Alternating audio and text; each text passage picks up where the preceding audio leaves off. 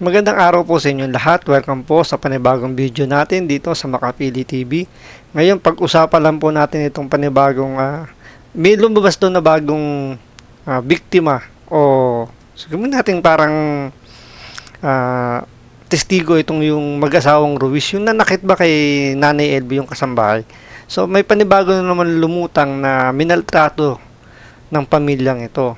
So, pag-usapan po natin ito, pero bago po ang lahat, kung sakali naman pong hindi pa kayo nakasubscribe, baka pwede naman makalambing sa inyo. Pasubscribe ko at saka palike na rin po ng video. So, tuloy po natin itong balitang to kasama si Banat Bay. Tanggi pa rin ang mag-asawang Ruiz sa reklamo ng umano'y pagmamaltrato nila sa kanilang kasambahay. Yan ay kahit bagsak sila sa lie detector test at may lumutang na naman bagong biktima. Nasa frontline ng balitang yan, si Jenny Dongon. Lumilitaw dito na ikaw ay deceptive, ikaw ay nagsisinungaling, bumagsak ka. Ito na yung end game para sa akin. Kaya akit na ako after this, hindi na ako atin sa masusunod na hearing because for me, nandun yung satisfaction ko to prove na ikaw ay from day one nagsisinungaling at tama lang na ikaw ay nakulong. Ganyan na lang ang galit ni Senator Raffy Tulfo sa mag-asawang Franz at Pablo Ruiz na inireklamo ng pananakit sa kasambahay nilang si LV Vergara. Lumabas kasi sa Ito, sigurado ako bukas o sa makalawa, iaano na naman yan. Hindi naman yan lie detector test. Hindi naman yan ayon sa batata, hindi naman tinatanggap sa investigasyon yung lie detector test, hindi naman tatayo yun sa korte. Kaya lang yun, sinasabihan dito ni Banat Bay. Si Atty. Libayan to sigurado content na kagad to na Atty. Libayan dahil si Raffy Tulfo yung nag-propose nito magpa-lie detector test itong mag-asawa bumagsak, which is hindi naman talaga ginagamit sa korte yung ebidensya yan, yung polygraph test na yun, yung lie detector, hindi tinatanggap yan. Pero kung paano kay Raffy Tulfo kasi ginagawa niyang basehan yan. So may isang abogado na naman si Atty. Libayan, sigurado i-content yan na yun nga ginagaya ni Banat Bay. Sigurado ako may magana na naman dyan. May magagaganyan-ganyan na naman. Linawin ho natin. Ito ho hindi korte. Mukha lang. Kasi may nag-your honor, ganun. Pero hindi ho korte. Okay? Hindi ho korte ang Senado. So, una-una, para ho sa kalaman ng iba, tinanong naman ng mga senador, doon sa babae, kayo ba ay willing magpa-lie detector? Tanungin niyo yung abogado ninyo. Willing naman. In fairness, pati yung kabilang panig, lie detector test. Tinanong din, hindi naman pinilit. Okay? So, walang pilitan kung lie detector. Nagkataon pumayag silang pareho at talo tuloy. At itong naman si Ale, nahuli na nagsisinungaling. Yun ang nalaman dyan. Wala naman nung conviction na naganap dyan. So, hindi yung korte. Wag kong tatanga-tanga yung mga kabobo na naman. Bakit ginamit yung lie detector test? Di naman korte yan. Hindi nga ho korte yan the graph o lie detector test na nagsisinungaling sila. Pero todo tanggi pa rin ang mag-asawa. Sa pagdinig kanina ng Senado, lalo pang tumibay ang ebidensya ng pananakit ni Franz at Pablo. Humarap kasi ang isa pang kasambahay na umano'y biktima ng pananakit. Gaya ni LV, sinaktan din daw si Melinda na mag-asawa ng mamasukan noong 2017. Dahil umano sa pangmamaltrato, muntik pa siyang maputulan ng dalawang kamay. Ngayon, tinaga yung kamay ko. Bakit to kayo tatagain? Hindi ko po alam, wala naman po akong kasalanan eh. So, malakas yung hataw sa inyo, pero Opo. baliktad. Baliktad po. So, hindi dumugo kasi baliktad. Namaga lang po yung ganun. Bukod sa pisikal na pananakit, Alam mo, isa talagang maganda dito. Pasensya na ha, lagi ko lang nababanggit. Kasi iba talaga pag humawak si Tolentino ng si Senator Tolentino ng hearing. Alam mo, patas na patas. Kasi hindi siya pwedeng paikot-ikutin. Kaya nga tinatanong dito, sinasabi, mapuputol na ba? Ganyan-ganyan, keso ganyan-ganyan. Alam mo yun, tinatanong talaga, even if galit si Senator Tolentino doon sa among nagsisinungaling pero fair lang siya. Kung ano yung tama, yun lang ang dapat nating sabihin. 'Di ba? Kasi tama nga naman. Ano ba talaga? Huwag nating palalain just to condemn the other side. Yung tama lang, yung totoo lang. That's why may maganda talaga na merong abogado sa Senate. Hindi ko sinabing dapat lahat abogado Hindi. Okay na yung may mga abogado, meron din namang iba yung porte, pero okay din naman na may abogado. Ganyan no si Senator Tolentino, fair na fair ho siya.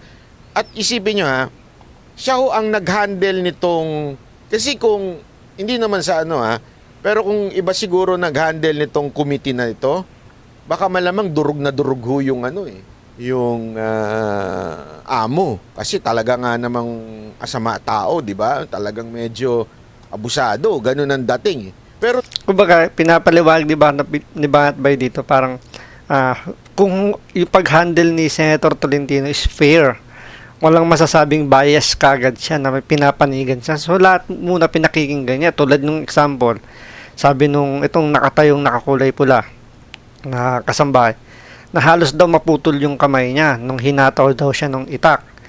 Pero nakabaligtad naman pala yung itak. Sabihin natin na siyempre itak pa rin yun. Pero hindi naman halos maputol kasi biniligtad nga So, kinlaro ni Senator Tolentino pero nakabaligtad yung itak paano mapuputol? Sabi niya, namaga yung kamay niya dahil nga nakabaliktad. So, fair na fair yung paghawak ni Senator Tolentino. dito, kahit abusado pa rin, may fairness na pinapakita. At dahil nga dito sa pagdinig na ito, marami ho ang sigurado akong batas na masasaayos, especially sa mga kasambahay. Dapat nang i-amend. Alam nyo, kawawa yung, hindi ko naman sa inaano, pero kawawa akong kasambahay natin. Honestly, ako nalulungkot ako kasi alam mo, malapit talaga ako. Kahit nung bata ako, malapit ako sa mga kasambahay. Matatanda ko yung kasambahay namin na huwag yung pag-isipan na masama. Kasi alam ko na naman nasa utak ninyo. Alam mo mga utak ng mga kalalakihan. Yung alam mo yun, ito mga kasambahay na ito, nagkataong hindi lang sila pinalad sa edukasyon, pero napakasisipag ho nito. Kaya yung ako, sa tingin ko, hindi sapat yung 6,000 na sinasabi nila kasambahay. Alam nyo, mahirap ang walang kasambahay, honestly. Mahirap po, lalo na sa buong bahay. Pag wala ka, ako na nga lang Sabugang, mag-isa lang ako Di ba? Pero pagka hindi ho ako pinupunta ni nanay, pagdating niya dito, welcome to the jungle! Gumagano, kinakantahan ko si nanay. Nay, nanonood si nanay. Hello. Nanay Imelda. Pagka ilang araw din nakapunta yan, pagdating ito, parang jungle to.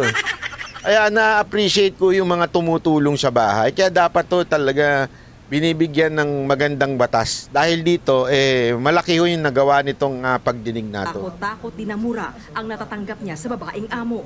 Hindi pa siya pinapasahod, maging ang kanyang anak na minsan na masuka sa tindahan ng mag-asawang Ruiz. Hindi na nagawa ni Melinda na magsumbong dahil sa takot. Pero dahil sa pang-aabuso, nagpa siyang tumakas kasama ang kanyang anak. Ang nasa isip ko po, kahit po ako magpa-blatter, wala po akong kakayanan dahil mahirap lang po ang buhay namin. Ganda nung comment itong isa. Sabi ni sino ba yun? Nawala. Si Brown na Pinay. Fair play po si Senator Tolentino. Sabi niya, galit na ibang senador siya, cool na cool pa. Yan yung napansin ko. Kaya nga kailangan may ganun Merong bumabalanse sa Senado. Pag walang bumabalanse sa Senado, baka umapoy yung Senado. Baka senador natin Kasi minsan talaga nakakainit ng kanya-kanyang personality yan di ba? O mainit ang ulo dyan, si Tulpo, si Jenggoy, di ba? Mainit din ang ulo dyan. Minsan si Robin, mainit din ang ulo, di ba? Minsan si Bato, mainit din ang ulo niyan. Pero buti meron tayong Senator Tolentino, kahit galit na yung mga kasamahan niya. Relax lang. Yan ang tamang leader, di ba? Yung okay lang. Sige, basta Tsaka alam niya kung kailan siya papasok. Pag naramdaman niyan medyo tumataas na yung tension, yung bilang pumapasok si Senator Tolentino para pahupain muna Kahit alam niyang gigil na rin siya, talagang nakita mo yung pagiging abogado niya. Hindi na yung emosyon niya. Dapat ganun, hindi kagaya ng isang abogado na laging topic si Rapi Tulfo na laging galit na lang. Kaya yung kung ano na lumalabas sa bibig. So sana gayahin niya itong si Senator Tolentino na relax lang. Sabi nga ni Banat Bay, relax. Ang isa pa naging empleyado umano ng pamilya Ruiz na si Paulo, naging saksi rin daw sa pangmamaltrato. Ang dinadahilan daw ni Franz, bakit niya sinasaktan si LV? Kasi daw po, Your Honor, ginagamit daw po ni Ate LV ang mga gamit po nila. Anong klaseng gamit? Yung katulad po sa personal hygiene na yung ano po, yung toothbrush, ginagamit daw po ni Ate LV. Totoo naman o hindi? Sa inyo palagay? Hindi po. Kasi po si Ate LV po wala naman pong ginagamit na toothbrush. Kasi sabi niya po sa amin, ano pa daw po ito toothbrush niya, wala na nga daw po siyang ngipin. Ang testigo namang si Richard, hindi empleyado ng pamilya Ruiz. Oo nga naman, ano pa tututbrush niya kung walang ngipin? Hindi, kidding aside walang ano, yung ibang may edad na talaga, pag wala ng ngipin, hindi na sila nagtututbrush. Mostly pag laking probinsya, nagmumumog na lang yan. Siyempre wala nang ngipin, ano man tututbrushin nga naman nila. Hindi, hindi nakakatawa yung sinabi niyang yun, Pero nakatanggap din ng pagbabanta, lalo na kay Pablo. Kwento ni Richard, naghahakot sila noon ng basura nang makita niya ang mga sugat ni LV. Sa awa, nilapitan at kinamusta niya ang kasambahay. Opo, tinatanong ko po siya kung binubugbog po siya doon. Anong sagot sa iyo? Binubugbog po siya doon. Dito na raw sinugod ni Pablo at dalawang kasama si Richard para sa pilitang ipabura ang mga kinunang litrato. Kung hindi ko raw buburahin ay dadalhin daw ako sa pulis. So talagang pinilit niyang burahin yung litrato. Kinuha ba niya yung cellphone mo? Pinakita ko na lang po sa kanya na tinanggal ko na yung picture. Gusto niya na po akong dalhin sa station po ng police. Totoo bang nilapitan mo siya? Opo, linapitan ko po siya. Kasi nadala kami kasi nung 2014, gawa nung may nagpipicture sa amin, ay na-hold up po kami ay. Kaya pinilit ko pinatanggal sa kanya, baka kung ano-ano na naman po yon. Dito na uminit ang ulo ng mga senador. Sinungaling ka eh. Ito, tatakpan mo yung karumal-dumal na ginagawa ng asawa mo dito kay Aling LV. Tama? Tanong naman ni Senator Tulfo, bakit wala man lang tumulong o umawat sa pagmamalupit sa kasambahay? Mahirap lang po kami. Kailangan po namin ng trabaho. Ayaw din po namin mawala ng trabaho nun, pero kaya po nagsunod-sunuran na lang po kami sa kanila. Alam po, Well, actually, human instinct na rin yung ganyang, Siyempre, kung may pamilya ka nga naman na binubuhay at mawawalan ka ng trabaho, minsan talagang, kahit labag na sa loob mo, tatahimik ka na lang, Di ba? Parang, papayuhan mo na lang na yung biktima, pero talagang ialayo mo kagad yung sarili mo, ma-involve ka. Siyempre, pinoprotektahan mo rin yung sarili mo tsaka pamilya mo, po namin nakakataas si Ate Franz, mayroon pong kakayahan na kung ano po ang kayang gawin. Iginiit naman ng mag-asawang Ruiz na hindi nila naging tauhan si Custodio at di totoo ang sinabi ni Aling Melinda. Si Pau po ay hindi ko tao. Si Nanay naman po ay hindi ko rin siya kasambahay. Kasi ang kasambahay ko nung panahon na yon ay yung aking pinsan at hindi niya naabutan si Ate LV. Sa dahilan naman kung bakit nabulag si LV, sabi ni Pablo Ruiz, baka raw sa nainom na kape. Makakabulag ba ang kape? Yung honor yan kasi rin anong nabanggit minsan ni Ate LV. Totoo ba na... Ay, nakakabulag ang kape. Ako naniniwala ako nakakabulag ang kape. Pabirang palusot yan. Dahil sa kape nabulag, di sana marami ng bulag na Pilipino, araw-araw may nagkakape. Di tandaan nyo na ingat po kayo pag kayo nagtitimpla ng kape, di ba? Ito, seryosong bagay ito. Pag titimpla kayong kape, ganyan, di ba? Siguro din yung tanggalin nyo yung kutsara. Kasi pag inom ninyo, maaari kayo masundot ng kutsara. Pag nasundot kayo ng kutsara, mabubulag kayo. Doon, pasensya na ba pag ganun katangahan na yun, di ba? Tanggalin nyo yung kutsara, ha? Padoy mo, aling harot. Lumang joke na yan, Sinabi mo raw, kaya ka nabulag dahil sa pag-inom ng kape. Hindi po. Gawa po ni Ate Franz, hinampas po ng susi. Susi. Opo, na maraming susi at sinuntok niya. Kaya inirekomenda ni Senator Raffy Tulfo na ipa-contempt na rin ang mister ni Franz. Yun. Ay, wag. Sama sila. Baka mag-enjoy pa sa aircon dyan. I want this gentleman to be cited in contempt. Gusto ko makulong din to. I would like to second the motion. Dito makikita na sadista kayo, malupit kayong mag-asawa. Wala kayong pakialam sa welfare ng mga tauhan ninyo. mananatili sila sa Senado hanggang nagpapatuloy ang pagdinig. Nagbabalita mula sa Frontline, Jenny Dongon, News 5. Dapat lang yung ginawa nila na yung pinakontempt. Pero sana magkaiwalay ng selda. Gaya nga sinabi ni Bahat Bay, baka mag-enjoy pa. So dito medyo makikita mo talagang marami nagpapatotoo. Oo, sabihin natin hindi naman yung korte. Hindi pa yung korte. Pero kumbaga sa ebidensya, medyo marami ng bala ito pag sinampahan ng kaso. So sana makuha nila yung hustisya na kailang hinihingi. Sana rin na